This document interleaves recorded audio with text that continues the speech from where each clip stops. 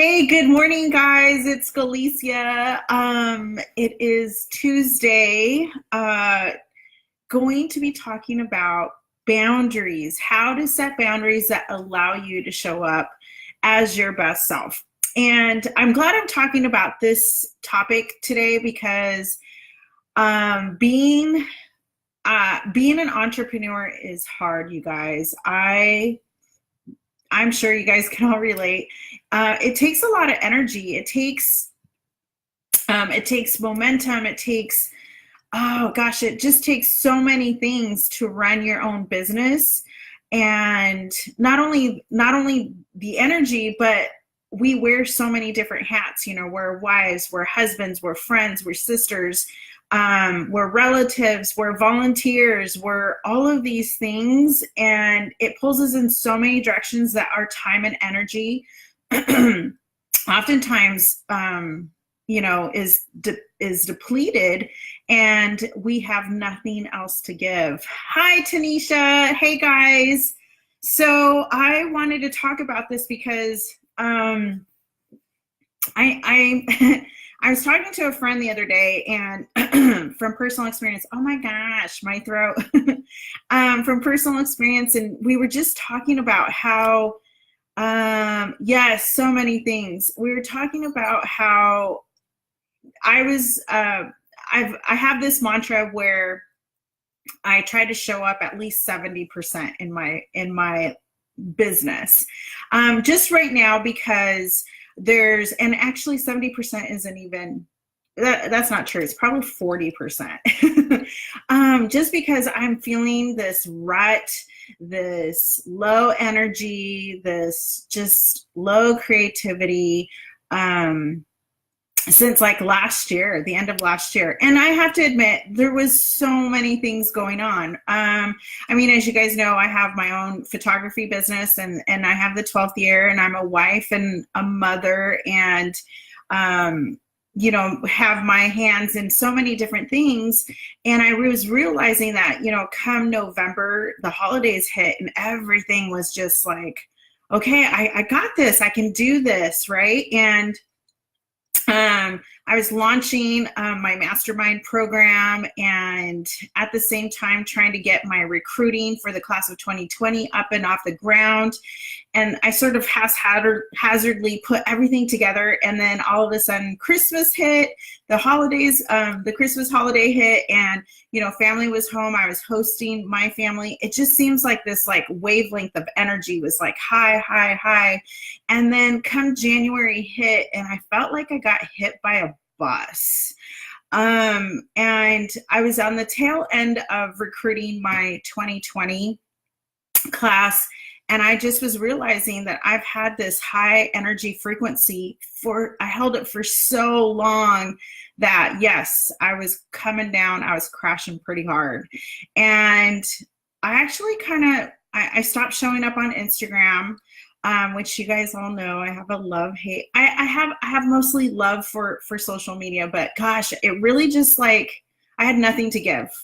And I was operating, just giving the energy that I had to the bare minimum places that needed it, right? Like, obviously, I still need to be a wife and a mother. Obviously, I needed to attend to my clients, but that was about it.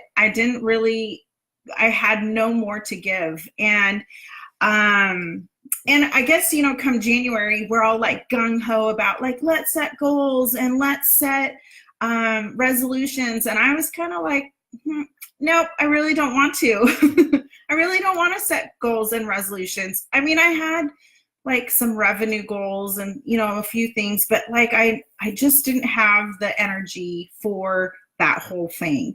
And not only when you are feeling drained, you don't feel creative, you don't feel positive. It's okay to, I guess what I'm trying to say is that at that time I gave myself permission to say, it's okay to not be 100%. It's okay to be 40%, which is even being generous with the type of energy that I was having. And with that, what I learned was that as I was journaling this, come February, we're already to February, and I was like, oh my gosh, and I was starting to feel guilty about like being coveted with my time and how I was spending my time, and where I was spending my energy. But I started journaling around what my word was or is for 2019, which is simplicity, and how I wanted to feel around that word and going into 2019. And what I realized was that I needed to say no so that I could say yes to to allow my best version of myself to come through. And that comes with boundaries. Boundaries are so hard. And why is it important for business? Because I know there's many of us out there, myself included, where we've bent over backwards, where we said yes and we gave the farm away, and we've done so many different things that we've just given our energy away. And so I thought this was a perfect time to talk about setting boundaries, so that you can protect yourself from feeling depleted, from feeling like you have nothing to give, and that takes away from your creative mojo. And so that's what we're going to talk about today, is boundaries. And I put together some tips on how to set boundaries. But I want you guys to think about this really. I was journaling and I was reading about this, about boundaries. And one thing that really stood out to me was this question that kept popping up was like, when it comes to, doing something or making a decision around, whether you should do this or not, ask yourself, is this selfish or is it self-serving? And that right there was such a light bulb moment for me, because boundaries aren't selfish, it's self-serving.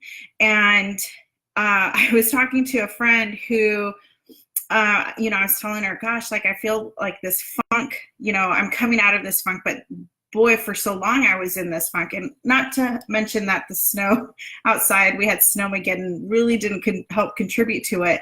But she's like, gosh, you don't come across that way, like you're in a funk. And it's true. I may covet, the time and energy that I have, but I also, it's how we handle those funky situations, that funk or that overwhelm or that creative rut. It's how we handle it with boundaries.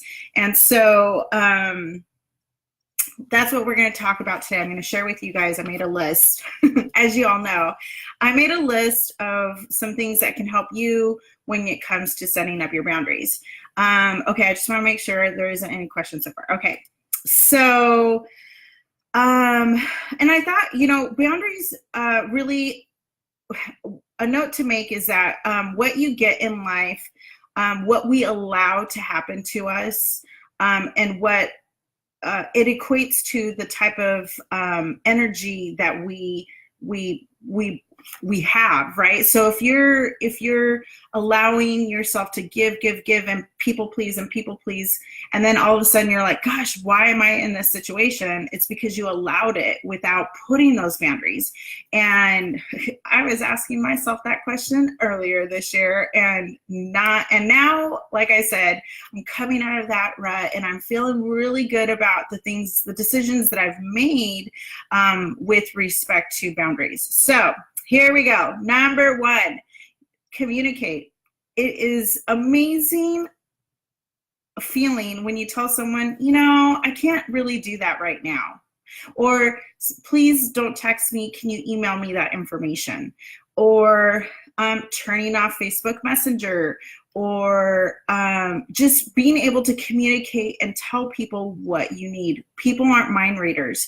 And when you can tell them exactly what it is that you're needing, of course, people will get mad because it's not going their way, but that's okay, because they learn to adjust of like, okay, Galicia can't meet this deadline, or she needs more help or additional information to do her job, then they're going to accommodate that. So it really does help to tell people what you need. People will adjust. And if they get mad, I'm at a point where like, so what? This is my boundary. This is what I need in order to be my best version of myself. Number 2, this is a big one, you guys. You can't look to others to setting up your own boundaries. And I've learned this. I mean, we can look at other people and say, gosh, I like that she does this and she says no to that and whatnot. And yes, it could be a guideline, but ultimately you have to set up your own boundaries. You know your own limitations. You know your own energy levels.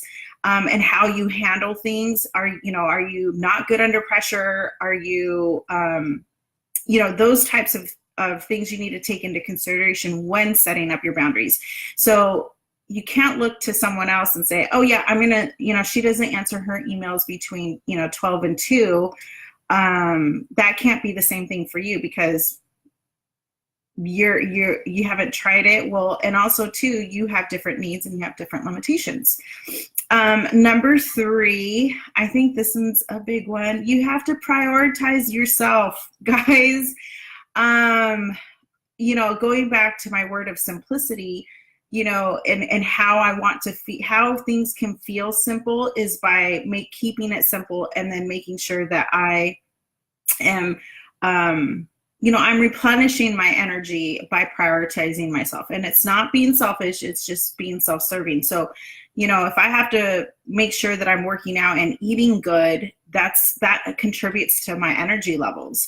If I'm taking a no social media detox day, then that contributes to my energy levels. And so you need to be able to set priorities so people understand, so that you're understanding the energy that you need in order to show up. And if you're not resting, if you're not saying no, if you're not, and it's not about not, it could be like if you are working out, if you're eating healthy, there's some positive things around that. And like I said, people will get mad. And I love this quote. I found this quote the other day, but the only people who get mad about you having boundaries are the people who benefited from you for not having any boundaries. And that is so true. So making sure that you become the expert in yourself and knowing what you need in order to have that high level of energy to show up. Oh, hey guys. Hey, Katie, Stephanie, Tracy. Hi guys. With that, boundaries are important, not only in our personal life, but in our business. Being able to say, I don't shoot on the weekends, or I shoot every other week, or whatever the boundary is. It's self-serving. It's not being selfish. And we have to be able to separate the difference between feeling guilty and not feeling guilty, because I think that's a big indicator too for myself sometimes, where I'm like, gosh, now she's not going to book me because I can't, I don't work on Saturday or something like that. That's not true. You're not a people pleaser. And the beautiful thing about boundaries is that they evolve as you grow, and you can define them more, because they, an old boundary doesn't serve you for the new version of you. You have to be able to evolve and look at, hey, I used to say this, but now it's this. You have to learn from the experiences to determine the type of boundaries that you need in your life and in your business. And I think that's what helps me with those boundaries that I do set, helps me define success and be able to have the business that I love, because I've set those priorities, I've set those boundaries, and I've set specific goals to help define what that success is. And so as I hand this over to you guys, I want you guys to think about what boundaries are you setting up for 2019? Or if you don't have boundaries, what boundaries do you need to set aside so that you can honor yourself and you can honor the best version of yourself to show up. So that's what I wanted to talk about today, and hopefully you guys will resonate. Think about this for a little bit about as we move into the later part of this March, the last month of the quarter, what boundaries are you going to set for yourself? And share them in the comments. I would love for you guys to continue this conversation in there. I'll definitely be coming back and checking the comments. And I also want to make a couple announcements. We have some really cool things happening in the coffee house coming up this next week. That's going to make for a more, a more community-driven type of environment here, which I think we do a really good job in the coffee house. We just are always looking to make it better. And so that's coming up. And I'm excited about that. So again, questions about this, let me know. You can definitely put it in the comments. And I'd love to hear what boundaries you've set for 2019. All right, guys, we'll see you later. Bye.